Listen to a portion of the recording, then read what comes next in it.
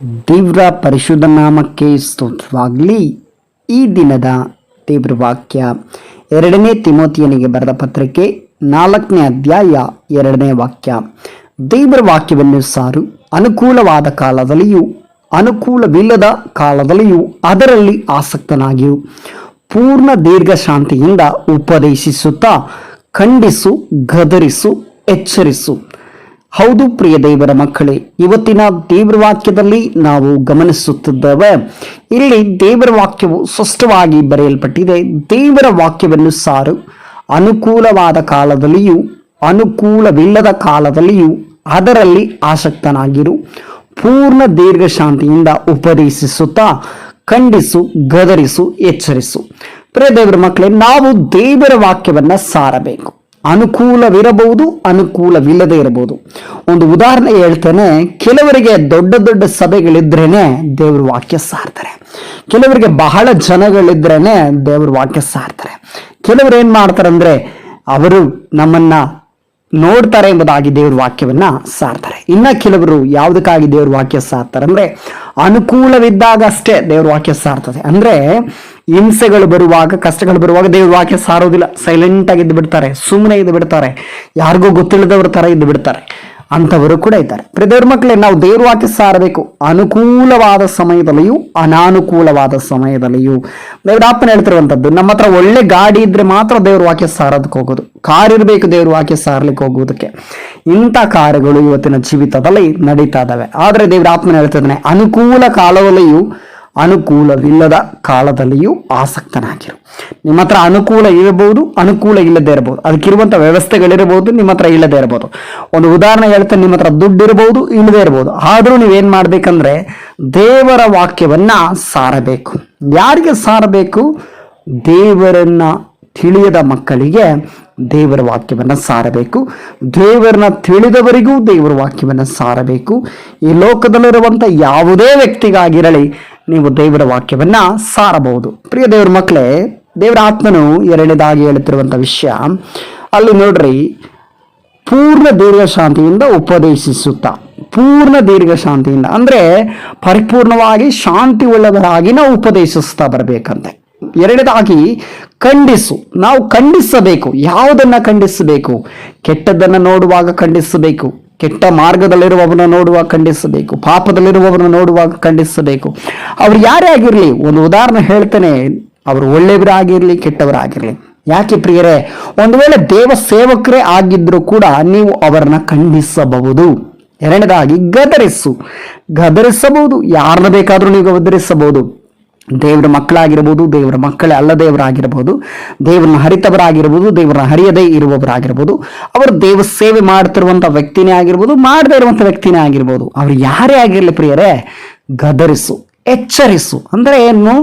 ಎಚ್ಚರಪಡಿಸಬೇಕು. ಯಾವ ವಿಷಯದಲ್ಲಿ ತಪ್ಪು ಮಾಡ್ತಾ ಇದ್ದಾರೆ, ಯಾವ ವಿಷಯದಲ್ಲಿ ಸರಿಯಾಗಿದ್ದಾರೆ, ಯಾವ ವಿಷಯದಲ್ಲಿ ತಪ್ಪು ಮಾಡ್ತಾ ಇದ್ದಾರೆ ಎಂಬುದಾಗಿ ನಾವು ಎಚ್ಚರಪಡಿಸುವವರಾಗಿರಬೇಕು. ಯಾಕೆಂದ್ರೆ ದೇವರ ವಾಕ್ಯ ಸಾರುವವರಾಗಿ ಇರಬೇಕೆಂಬುದಾಗಿ ದೇವರ ಆಸೆ ಆಗಿದೆ. ಯಾಕೆಂದ್ರೆ ದೇವರ ಆತ್ಮನು ಅದೇ 2 ತಿಮೋತಿ 3ನೇ ಅಧ್ಯಾಯದಲ್ಲಿ 16ನೇ ವಾಕ್ಯದಲ್ಲಿ ನಾವು ನೋಡೋದಾದ್ರೆ, ದೈವ ಪ್ರೇರಿತವಾದ ಪ್ರತಿಯೊಂದು ಶಾಸ್ತ್ರವು ಉಪದೇಶಗೂ, ಖಂಡನೆಗೂ, ತಿದ್ದುಪಾಟಿಗೂ, ನೀತಿ ಶಿಕ್ಷೆಗೂ ಉಪಯುಕ್ತವಾಗಿದೆ. ನೋಡಿ, ದೇವರ ಆತ್ಮನ ಹೇಳ್ತಿರುವಂತ ಕಾರ್ಯ, ದೈವ ಪ್ರೇರಿತವಾದ ಪ್ರತಿಯೊಂದು ಶಾಸ್ತ್ರವು, ಪ್ರತಿಯೊಂದು ಮಾತು ಕೂಡ ದೇವರ ಪ್ರೇರೇಪಣೆಯಿಂದ ಬಂದಂತ ಪ್ರತಿಯೊಂದು ಶಾಸ್ತ್ರಗಳು, ಪ್ರತಿಯೊಂದು ವಾಕ್ಯವು ಕೂಡ ಉಪದೇಶಕ್ಕೂ ಅಂದ್ರೆ ಉಪದೇಶ ಮಾಡುವುದಕ್ಕೂ, ಖಂಡನೆಗೂ, ತಿದ್ದುಪಾಡಿಗೆ. ಒಬ್ಬರು ತಿದ್ಕೋಬೇಕು. ಯಾವಾಗ ತಿದ್ಕೊಳ್ತಾರೆ? ಯಾವ ರೀತಿ ಇದ್ದಾರೆ ಅಂತ ಹೇಳಿ ನಾವು ಹೇಳಿದ್ರೇನೆ ತಿದ್ಕೊಳ್ತಾರೆ. ಇಂಥವರ ಇದ್ದಾರೆ ಇಲ್ವಾ ಅಂತ ಹೇಳಿ ನಾವು ವಾಕ್ಯದ ಮುಖಾಂತರ ತಿಳಿಸ್ಕೊಟ್ರೇನೆ ತಿದ್ಕೊಳ್ತಾರೆ. ತಿಳಿಸ್ಕೊಡದೆ ಹೋದ್ರೆ ಅವ್ರು ತಿದ್ಕೊಳ್ಳೋದಿಲ್ಲ. ಆದ್ರಿಂದ ದೇವ್ರ ಆತ್ಮನ ಹೇಳ್ತಿರೋ ಕಾರಣ ನೋಡ್ರಿ, ಅದು ಖಂಡನೆಗೂ, ತಿದ್ದುಪಾಟಿಗೂ, ನೀತಿಯಾದ ಶಿಕ್ಷೆಗೆ ಉಪಯುಕ್ತವಾಗಿದೆ. ಆದ್ದರಿಂದ ಪ್ರಿಯ ದೇವರ ಮಕ್ಕಳೇ, ಈ ಒಂದು ವಾಕ್ಯ ಹೇಳಿದ ಪ್ರಕಾರ ನಾವು ಯಾರನ್ನ ಬೇಕಾದ್ರೂ ಖಂಡಿಸಬಹುದು, ಯಾರನ್ನ ಬೇಕಾದ್ರೂ ಎಚ್ಚರಿಸಬಹುದು, ಯಾರನ್ನ ಬೇಕಾದ್ರೂ ಗದರಿಸಬಹುದು. ಇಂಥವ್ರನ್ನೇ ಗದರಿಸಬೇಕು, ಇಂಥವ್ರನ್ನೇ ಖಂಡಿಸಬೇಕು, ಇಂಥವ್ರನ್ನೇ ಎಚ್ಚರಿಸಬೇಕು ಎಂಬುದಾಗಿ ದೇವರು ಎಲ್ಲೂ ಕೂಡ ಹೇಳಿಲ್ಲ. ದೇವರ ಆತ್ಮನ ಹೇಳ್ತಿರುವಂತ ಒಂದು ವಿಷಯ ನೋಡ್ರಿ, ನೀವು ಗದರಿಸಬೇಕು, ಖಂಡಿಸಬೇಕು, ಎಚ್ಚರಿಸಬೇಕು. ಅಷ್ಟೇ ನಿಮ್ಮ ಕೆಲಸ.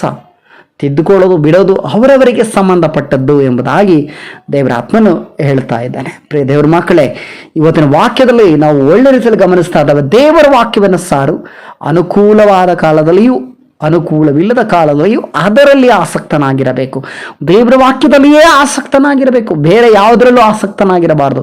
ಈ ಲೋಕದ ವಿಚಾರಗಳಲ್ಲಿ, ಈ ಲೋಕದಲ್ಲಿರುವಂತಹ ಹಣದ ಮೇಲೆ ಆಗಲಿ, ಲೋಕದಲ್ಲಿರುವಂಥ ಆಸ್ತಿ ಅಂತಸ್ತುಗಳ ಮೇಲೆ ಆಗಿರಲಿ, ಪಟ್ಟ ಪದವಿಗಳ ಮೇಲೆ ಆಗಿರಬಹುದು, ಯಾವುದರ ಮೇಲೆಯೂ ಆಸಕ್ತಿ ಇಲ್ಲದೆ ದೇವರ ವಾಕ್ಯವನ್ನು ಮಾತ್ರವೇ ಸಾರುವುದರ ಮೇಲೆ, ದೇವರ ವಾಕ್ಯವನ್ನು ಗಮನಿಸುವುದರ ಮೇಲೆ, ದೇವರ ವಾಕ್ಯವನ್ನು ನಾವು ಹೇಳುವುದರ ಮೇಲೆ ಮಾತ್ರವೇ ನಾವೇನಾಗಿರಬೇಕಂದ್ರೆ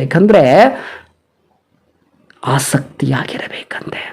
ಅನುಕೂಲವಿರಲಿ, ಅನುಕೂಲ ಇಲ್ಲದೆ ಇರಲಿ, ಆಸಕ್ತಿ ಇರಬೇಕು. ದೀರ್ಘ ಶಾಂತಿಯಿಂದ ಉಪದೇಶಿಸ್ತಾ ಇರಬೇಕು, ಖಂಡಿಸ್ತಾ ಇರಬೇಕು, ಗದರಿಸ್ತಾ ಇರಬೇಕು, ಎಚ್ಚರಿಸ್ತಾ ಇರಬೇಕು. ಯಾಕೆಂದ್ರೆ ಜನರು ಸ್ವಸ್ಥ ಬೋಧನೆಯನ್ನು ಸಹಿಸಲಾರದ ಕಾಲವು ಬರುತ್ತದೆ. ಆದರೂ ಅವರು ತೀಟೆ ಕಿವಿಯುಳ್ಳವರಾಗಿ, ಅಲ್ಲಿ ಕೆಳಗಡೆ ವಾಕ್ಯದಲ್ಲಿ ನೀವು ನೋಡಿದ್ರೆ ಅನೇಕ ವಾಕ್ಯಗಳನ್ನು ನೀವು ಗಮನಿಸ್ಬೋದು. ಪ್ರಿಯ ದೇವರ ಮಕ್ಕಳೇ, ತೀಟೆ ಕಿವಿಯುಳ್ಳವರಾಗಿರ್ತಾರೆ. ಅವ್ರಿಗೆ ಬೇಕಾದ ರೀತಿ ಇದು ಮಾತ್ರ ಸ್ವೀಕರಿಸ್ಕೊಳ್ತಾರೆ. ಎಚ್ಚರಿಸುವಂಥ ವಾಕ್ಯ ಆಗಿರ್ಬೋದು, ಖಂಡಿಸುವಂಥ ವಾಕ್ಯ ಇರ್ಬೋದು, ನೇರವಾಗಿ ಮಾತನಾಡುವಂಥ ವ್ಯಕ್ತಿಗಳನ್ನು ಅವರು ಇಷ್ಟಪಡೋದಿಲ್ಲ. ದೇವರ ಆತ್ಮನು ಹೇಳೋದು ಒಂದೇ ಒಂದು ಕಾರ್ಯ, ಸತ್ಯವನ್ನು ಬೋಧಿಸು. ಕೇಳುವವರು ಇದ್ದರು, ಇಲ್ಲದಿದ್ದರೂ ಸತ್ಯವನ್ನು ಬೋಧಿಸು ಎಂಬುದಾಗಿ. ಪ್ರಿಯ ದೇವರ ಮಕ್ಕಳೇ, ಇವತ್ತಿನ ಲೋಕದಲ್ಲಿ ನೋಡೋದಾದ್ರೆ ಸತ್ಯ ಬೋಧನೆಯನ್ನು ಅನೇಕರು ಬಿಟ್ಟುಬಿಟ್ಟಿದ್ದಾರೆ, ಖಂಡಿಸುವುದನ್ನು ಬಿಟ್ಟುಬಿಟ್ಟಿದ್ದಾರೆ, ಗದರಿಸುವುದನ್ನು ಬಿಟ್ಟುಬಿಟ್ಟಿದ್ದಾರೆ, ಎಚ್ಚರಿಸುವುದನ್ನು ಬಿಟ್ಟುಬಿಟ್ಟಿದ್ದಾರೆ. ಆವತ್ತಿನ ಕಾಲಗಳಲ್ಲಿ ಪ್ರವಾದಿಗಳು ಖಂಡಿಸ್ತಾ ಇದ್ರು, ಎಚ್ಚರಿಸ್ತಾ ಇದ್ರು. ಹಾಗೆ ಅವರು ಏನ್ ಮಾಡ್ತಾ ಇದ್ರು ಅಂದ್ರೆ ಪ್ರವಾದಿಗಳು ಗದರಿಸ್ತಾ ಇದ್ರು. ಈ ರೀತಿಯಲ್ಲಿ ಆವತ್ತಿನ ಕಾಲದಲ್ಲಿ ಹಳೆಯ ಒಡಂಬಡಿಕೆಲಾಗಿರ್ಬೋದು, ಹೊಸ ಒಡಂಬಡಿಕೆಲಾಗಿರ್ಬೋದು, ಇದು ನಡೀತಾ ಇತ್ತು. ಯೇಸು ಸ್ವಾಮಿ ಕೂಡ ಖಂಡಿಸಿದ್ರು, ಗದರಿಸಿದ್ರು, ಎಚ್ಚರಿಸಿದ್ರು. ಹಾಗೆಯೇ ನಾವು ಕೂಡ ಯೇಸು ಸ್ವಾಮಿಯ ಮಕ್ಕಳಾದ ನಮಗೆ ಆ ಒಂದು ಹಕ್ಕು ನಮಗಿದೆ. ನಾವು ಖಂಡಿಸಬಹುದು, ಗದರಿಸಬಹುದು, ಎಚ್ಚರಿಸಬಹುದು. ಪ್ರಿಯರೇ, ನೀವೊಂದು ವಾಕ್ಯದ ಮುಖಾಂತರ ದೇವರು ತಾನೇ ನಿಮ್ಮೆಲ್ಲರನ್ನು ಕೂಡ ಆಶೀರ್ವಾದ ಮಾಡಲಿ. ಯೇಸುವಿನ ನಾಮದಲ್ಲಿ ಪ್ರಾರ್ಥಿಸೋಣ. ಸರ್ವಶಕ್ತನು ಮಹಾಪರಿಶುದ್ಧನೂ ಆದ ತಂದೆಗಾದ ದೇವರೇ, ಯೇಸು ಕ್ರಿಸ್ತನ ಅಧಿಕಾರವುಳ್ಳ ನಾಮದಲ್ಲಿ ಈ ವಾಕ್ಯವನ್ನು ಕೇಳುತ್ತಿರುವಂಥ ನಿನ್ನ ಮಕ್ಕಳನ್ನು ಆಶೀರ್ವಾದ ಮಾಡ್ರಿ. ಹೌದು ಸ್ವಾಮಿ, ಒಂದು ವಾಕ್ಯದ ಮುಖಾಂತರ ನಮ್ಮೊಟ್ಟಿಗೆ ಸ್ವಸ್ಥವಾಗಿ ಮಾತನಾಡೋದು ದೈವಿಕ ಕೃಪೆಗಾಗಿ ಸ್ತೋತ್ರ ಸಲ್ಲಿಸ್ತಾ ಒಂದು ವಾಕ್ಯವನ್ನು ಕೇಳುತ್ತಿರುವಂಥ ನಿನ್ನ ಮಕ್ಕಳನ್ನು ಆಶೀರ್ವಾದ ಮಾಡು ಸ್ವಾಮಿ. ಈ ವಾಕ್ಯದ ಮುಖಾಂತರ ಪ್ರತಿಯೊಬ್ಬರನ್ನು ಆಶೀರ್ವದಿಸುವುದಾಗಿ ಪ್ರಾರ್ಥಿಸ್ತಾ ಯೇಸು ಕ್ರಿಸ್ತನ ಅಧಿಕಾರವುಳ್ಳ ನಾಮದಲ್ಲಿ ಪ್ರಾರ್ಥಿಸ್ತೇವೆ ತಂದೆಯ ದೇವರೇ. ಆಮೇನ್, ಆಮೇನ್, ಆಮೇನ್. ದೇವರು ನಿಮ್ಮನ್ನು ಆಶೀರ್ವದಿಸಲಿ.